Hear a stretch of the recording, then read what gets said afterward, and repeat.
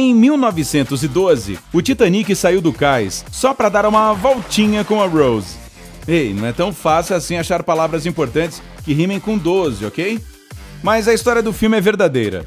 A única viagem que o Titanic fez terminou em tragédia em 15 de abril de 1912. Na época do desastre, ele era o maior e mais avançado navio que já havia sido construído. Isso me fez pensar em uma coisa. Depois de mais de um século de avanços, será que os navios de cruzeiro de hoje são muito diferentes dos da época do Titanic? Claro, todos sabemos que, agora, eles são obrigados a carregar mais botes salva-vidas, mas isso não é exatamente o que os torna tão especiais. Vamos começar com o tamanho. Todo mundo sabe que o Titanic era o maior navio de sua época, mas qual era o tamanho real dele? O Titanic tinha 250 metros de comprimento de proa a popa e 28 metros de largura. Juntos, os 9 andares tinham impressionantes 53 metros de altura, fazendo a embarcação ser do tamanho de um prédio de 11 andares. Criado para carregar mais de 2.400 passageiros e quase 900 tripulantes, o Titanic certamente fazia jus ao nome que tinha. Mesmo se tivesse conseguido evitar a colisão com o iceberg, o Titanic não carregaria seu título por muito tempo. O SS Imperator roubaria a coroa um ano depois que fizesse sua primeira viagem em 1913. Com o passar das décadas, os navios ficaram cada vez maiores, já que os países disputavam essa coroa. Agora, em 2019, o maior de cruzeiro do mundo é o Symphony of the Seas, que é operado pela Royal Caribbean.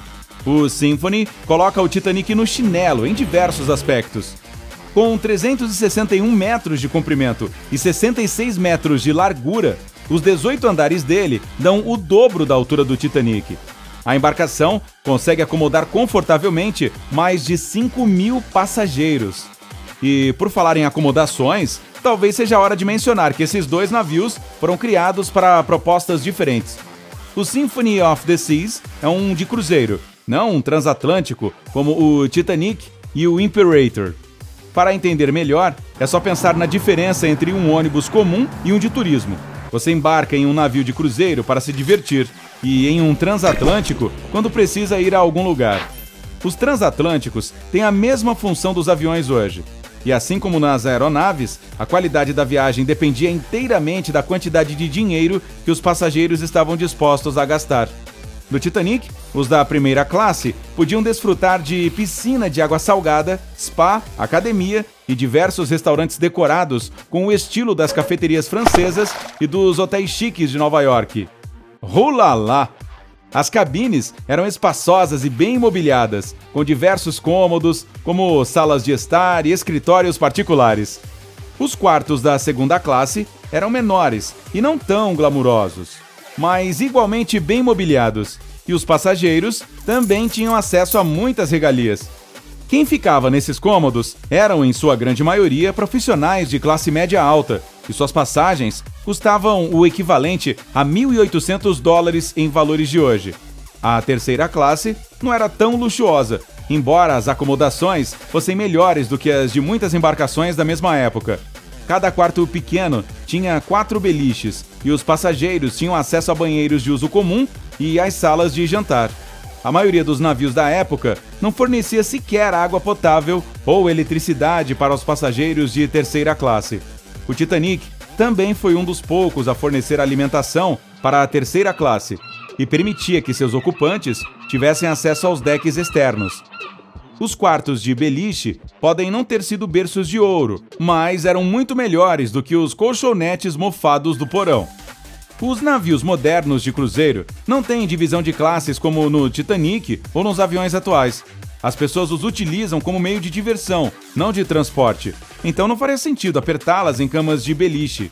Até mesmo o quarto mais baratinho terá o mesmo nível que o de um modesto de hotel. Em vez de classes, muitos navios modernos de cruzeiro dividem seus quartos de acordo com o tamanho e localização. Assim, os interiores são mais baratos e as suítes mais amplas, equipadas com sacadas, mais caras. Algumas suítes possuem múltiplos andares e há aqueles que incluem cinemas e salas de jogos particulares. A Ultimate Family do Symphony of the Seas tem até um escorregador para as crianças e também para os adultos, né? quem é que resiste a um escorregador? Além das TVs e dos escorregadores dentro dos quartos, existem muitas outras regalias nos navios de cruzeiro que não estavam disponíveis no começo do século XX. O Titanic pode ter tido sua própria piscina, mas muitas embarcações atuais têm suas próprias miniaturas de parques aquáticos completos, com atrações como tobogãs e piscinas de onda. Além disso, contam também com cursos de golfe, espaços para espetáculos e monitores para cuidarem das crianças. As passagens deluxe podem ainda vir com mordomias exclusivas que não estão disponíveis para todos. E alguns restaurantes e apresentações são pagos à parte, mas, diferentemente do Titanic, a maioria das diversões a bordo é aberta a todos os passageiros. Agora, os navios a vapor não se transformaram em resorts marítimos gigantescos da noite para o dia. A indústria naval teve que percorrer um longo caminho antes de que esses monstros do mar se tornassem pontos turísticos móveis. O Titanic foi construído no porto de Belfast, sobre uma plataforma especial construída exclusivamente para acomodar seu volume inédito. Acima do estaleiro havia uma estrutura massiva de aço conhecida como Arrow Gantry. Esse pórtico de 69 metros de altura utilizava várias pontes rolantes para erguer as placas enormes a uma posição onde elas pudessem ser rebitadas em seus devidos lugares. O casco do Titanic foi feito com milhares dessas placas sobrepostas, e sua parte inferior foi reforçada com 2 camadas delas. Isso foi feito para proteger a embarcação de algum dano causado pelo atrito do fundo do casco com o fundo do mar. Infelizmente, o estrago que o iceberg fez foi abaixo da linha de flutuação, onde só havia uma camada de placas separando o mar do interior do navio. O principal item de segurança do Titanic eram os 16 compartimentos à prova d'água que compunham a parte inferior do convés. O navio foi feito para flutuar com 4 desses compartimentos completamente inundados. Porém, o iceberg abriu um rasgo enorme entre 5 deles. As câmaras também falharam, pois não se estenderam até o topo do casco, e assim que a água atingiu o topo dos 5 compartimentos quebrados, transbordou e atingiu os outros, puxando o Titanic para baixo a uma velocidade cada vez maior. Os navios de hoje ainda são feitos de aço, mas os avanços na fundição e metalurgia resultaram em cascos mais resistentes e menos quebradiços do que os de 100 anos atrás. O alumínio também é amplamente usado para reduzir o peso total. Isso permite que as embarcações sejam altas e mesmo assim mantenham um baixo centro de gravidade, graças ao peso dos motores e tanques de combustível que ficam no fundo do casco. O peso reduzido também resulta na redução da emissão de gases.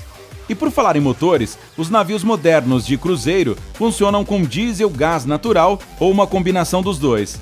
As embarcações que misturam os dois geralmente utilizam o diesel para a propulsão e o gás natural para abastecer os motores que produzem eletricidade.